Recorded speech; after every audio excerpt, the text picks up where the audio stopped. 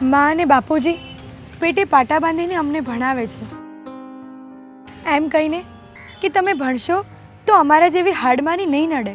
પણ પપ્પાને કાયમ ડર લાગતો અને મને કે જે 2 ટંકના રોટલા માંડ રળે એને મોટા સપના જોવાય જ નહીં. તારા ડૉક્ટર બનવાના ચક્કરમાં પાછળના બધા રસ્તા ઉપર ના આવી જાય એ જોજે.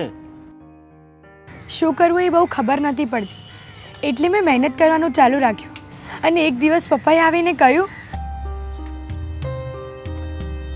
બેટા તું ડૉક્ટર બનીશ, તમારી ગરીબીનો પણ ઈલાજ થશે. તો વિચારો કે આ ગરીબ બાપની લાકડી અચાનક આટલી મજબૂત ક્યાંથી થઈ ગઈ. હા, વાત તો ખરેખર એમ છે કે ગુજરાતની બીપીએલ દીકરીઓનો ડોક્ટર બનવાનો તમામ ખર્ચ ઉઠાવે છે ગુજરાત સરકાર. આ કર્યું છે આનંદીબેને 2 વર્ષમાં ગુજરાતમાં. વંચિતોનો વિકાસ આ છે ગતિશીલ ગુજરાત, 2 વર્ષ સર્વાંગી વિકાસના. મમ્મી, પપ્પા, આજે મારો મેડિકલ કોલેજમાં પહેલો દિવસ છે. આશીર્વાદ આપવા નહીં આવો?